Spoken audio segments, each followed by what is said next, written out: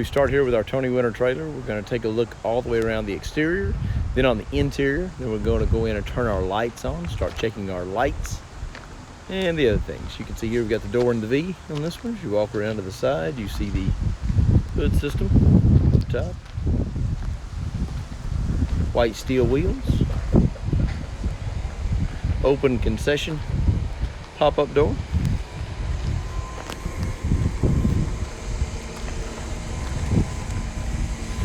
Two 100-pound tanks on the back side with extended up to 30 inches off the ground per regulations requested by the customer.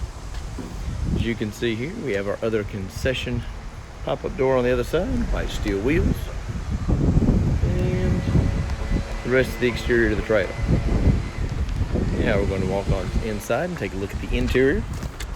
As we open up our RV style door, you see we have a screen door with a sliding cover over it. At the very front of the trailer, we have our 12-volt battery, our 25-foot RV cooler. There you see our electrical box with our Power Max converter and our fuse panel. As we step up in here, you can see we have our fire suppression system as well as our fire suppression tank. Now at the very front of this, we do have our refrigerator and freezer across from each other. Then as we step on through, we have our 3 fryers on this side, our griddle, and our 2-burner, as well as our countertop. As we step on over here, we see our 3-compartment sink with our cover over it and our hand washing station in the corner. Pick up the cover on the 3-compartment sink so we can see the sink underneath. See underneath we have our 3-compartment sink.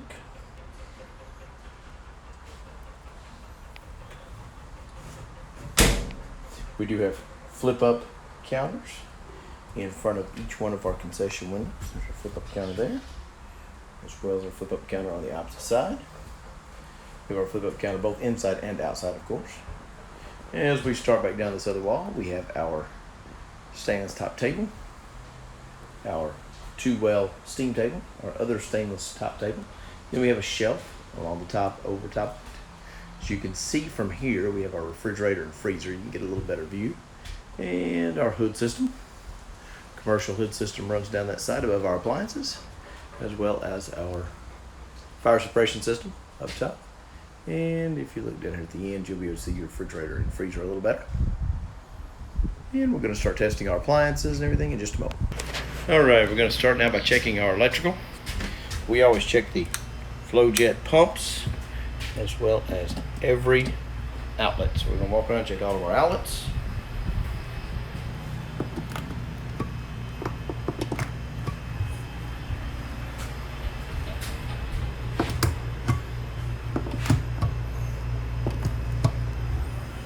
One more on the other side over here. And we have a couple on the outside. Nothing else in here, so we'll turn all of our outside, outside, and inside lights on. There's our inside LEDs. You'll be able to see we have LEDs all the way down. And all of our LEDs are perfectly functional. And I'm going to walk out on our outside. You can see our LED above our door is functional. Now we're going to stop and check our GFIs right here. Okay. That LED's working. That LED's functional. See, we have a center LED between the 2 tanks. And then of course our LEDs around our window on this side. See those? And we have one more outside exterior plug here. I'm going to check this one. You can see that one's lit up. So all of our electrical outlets that are unused are working. Now we're going to have to check our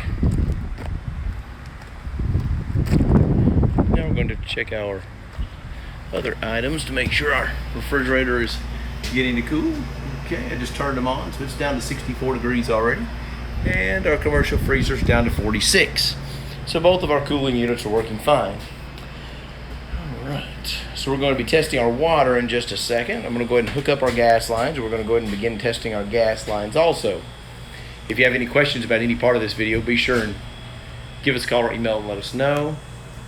You can see here we have 2 vents in this evening that are both hand cranked, so no power operated vents and no air conditioner in here.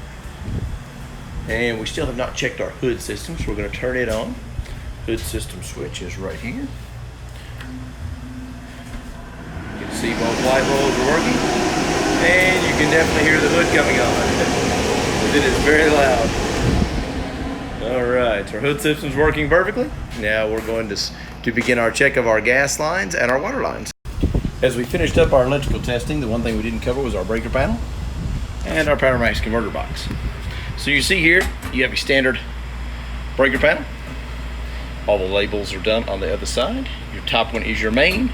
The rest of them are simply your 20 amp service breakers. And that comes out of that box and into this PowerMax converter. And once it gets into this PowerMax converter, then it comes down into this fuse panel. This is specifically for your LED lights. As you can see right there, you have fuses which run all of your LED lights. So if you have any LED light issues, be sure to take a look at that and try to check through those fuses. That is most likely the cause. Now we're going to get ready to start our gas testing now. Now we're standing here in front of our gas appliances. We're going to begin testing them. We're going to cover our hood system a little bit. You can see above you have a commercial grease hood system.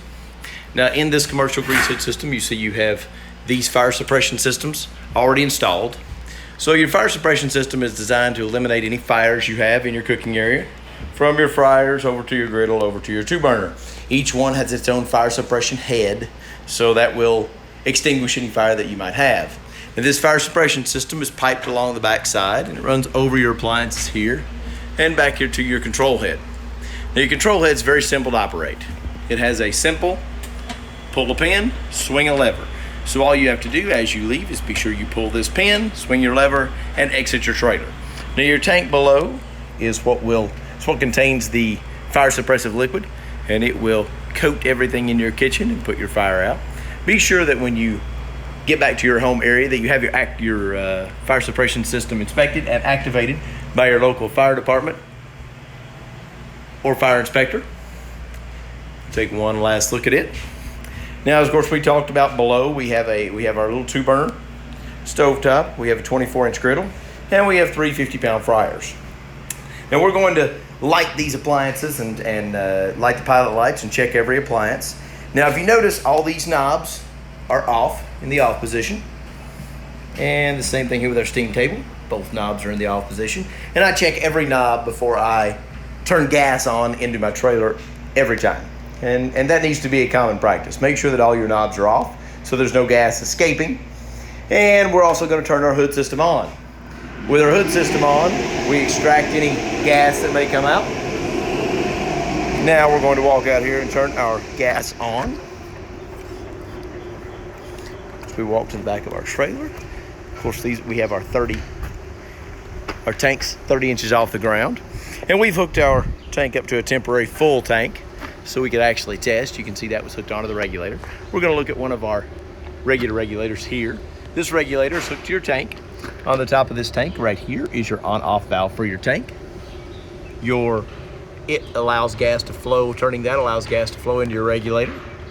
Once you come down below your regulator, you have an on-off valve for your gas line. If the on-off valve is across the gas line, no gas is escaping. If it's in line with the gas line, it is open and allows gas. Now as we come back, we've already hooked up our gas line here. The only thing we have to do is turn it on. So we're going to turn our gas line on. You'll be able to hear like a little whiz whoosh, once the gas is active and coming on your trailer. And we're going to step up here. So now we're stepping back onto our trailer. You can still hear our hood system running in the background. Now the one thing we always caution people about is make sure that all the knobs are off, in the off position. And the reason we do this is because these appliances are not force light appliances. They will light by pilot light every time. So behind each one of these burners, you can see a small pilot light right there, brass light, maybe just like that. You can see the pilot light come on. Same thing here. So a small amount of gas is escaping in these trailers all the time as long as the gas is turned on. So we caution everyone to make sure you're always running your hood system anytime you're turning on any kind of burners or any kind of gas. You can see there your 2 burners working perfectly. We're going to turn that one off. Now we're going to move over to our griddle. Now our griddle is very easy to light. It's also an interesting, I'm going to take this out of the way so we can see a little bit. So underneath our griddle, you will see you have these small aluminum tubes, and at the end of each one of these small aluminum tubes is a pilot light. So all you have to do is light that. Very difficult to see that they're lit from down here, but you'll be able to see once the burner comes on. So we come over here then and we turn the burner on, and you can watch the burner on the bottom. There you go. You see your burner light up, working perfectly. And we're going to go over to this side and do the exact same thing. Burner on, and there's our burner lit up. Very nice, very nice. It's a very quick process and it's very easy. As we test here, I am just turning them on, turning them off. So I'm not leaving them on long. Now as we step over here to one of our 50-pound fryers, we open up our door. And at the front of each one of these, you're going to see a valve like this. This valve is to release the oil from your fryer. Just a simple drain valve. So you'll want to drain your oil every time you're traveling. You don't want to travel with the oil in the fryer. In many places it's against the law, but in all places it'll make a mess. So you want to make sure that you take care to drain that oil out. Now if you come right down here, you see this is your on-off switch. And if you'll listen to this, you can hear it click. That clicking sound lets you know that your knob is working perfectly. These appliances actually have an on-off valve. So you can cut them on and cut them off. So down here you see this small button right here. You see off. It's in the off position. Now it's in the pilot position. Once it's in the pilot position, you have to hold this button while striking this pilot valve. So we're going to test it now and light it up.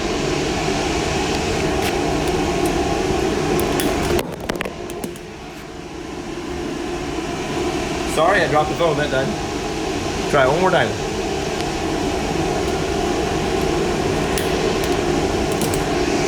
Now these do not normally light that quickly, and sometimes you will have to hold the button, as I'm doing here on the bottom, in order to make sure that that light stays lit a little longer.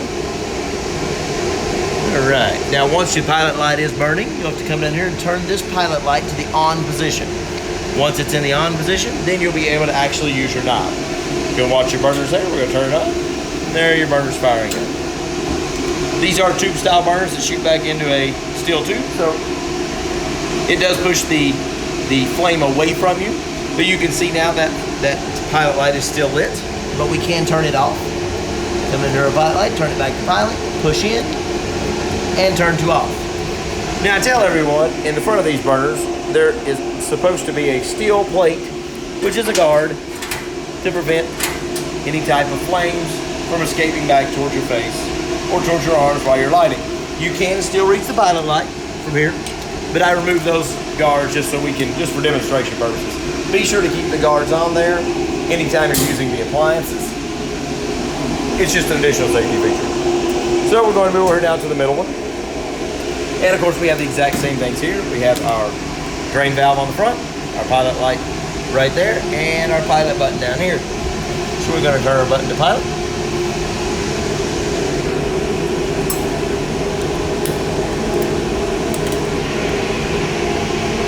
And we get it to light up.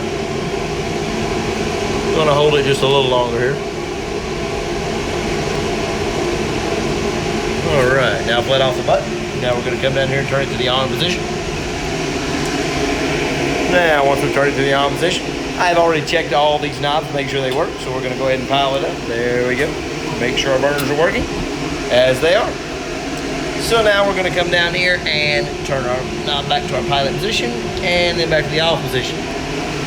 Alright, and again remember, try not to light these or use these without your guard in front. These are just for safety, and they do need to be included and on at all times. Same thing over here. We're going to walk through the exact same process again. We're going to turn our pilot button on, and then we're going to push in a light.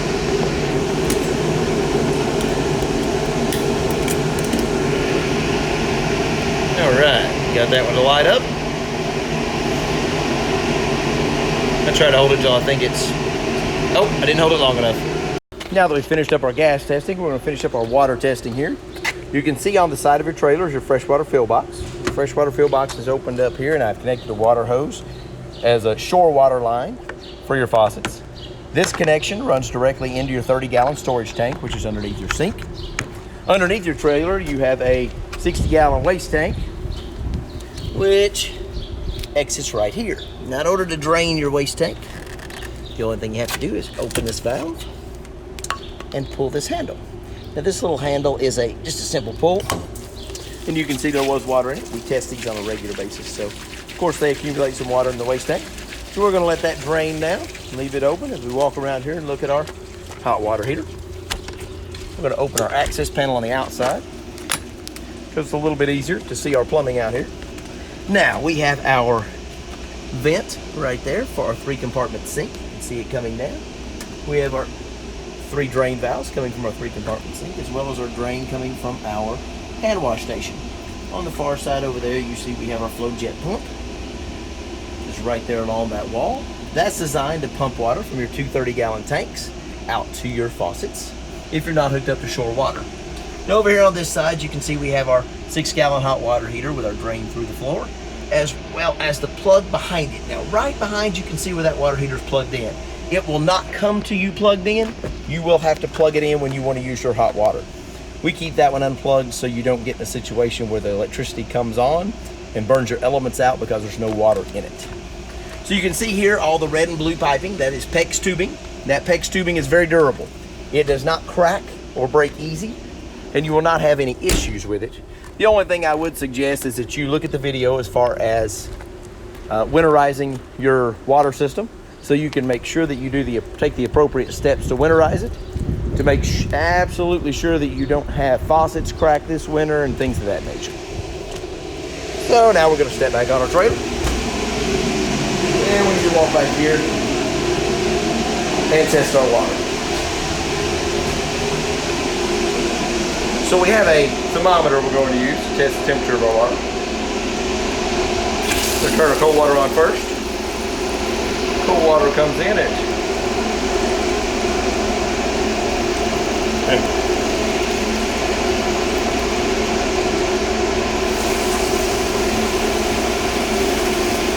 well, it's so warm here that cold water is 88 degrees. Cold water feels like bath water. Let's check our hot water now.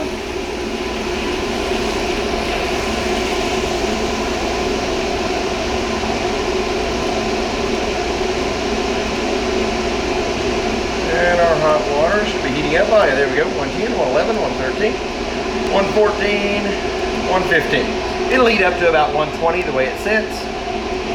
And we'll run to close to 150 without adjustment. Now in this sink right here, this is your hand wash station. We're just going to test our water to make sure it's working. We have our cold water and we have our hot water. We're not going to test the temperature out of this. It all comes out of the same hot water heater. So we know if we had hot water from one, we had hot water from the other.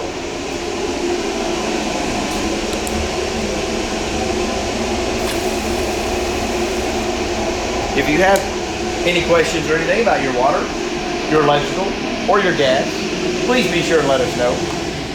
I'm going to cut that hood system off now that we've finished with all our gas testing. We've now tested everything in this trailer. Everything appears to be functioning perfectly. No air conditioning unit in this one, so we don't have an AC unit to test. We do have 2 refrigeration units, and now we're going to check those one more time before we close it up. One is down to 34 degrees for your refrigerator and -7 for your commercial freezer. So everything appears to be working perfectly. I hope you really enjoy your trailer. If you have any questions or concerns once you see this video, be sure to call and speak with your salesperson or directly with me. Thank you very much. We appreciate your business, and we hope you have a wonderful experience with your trailer.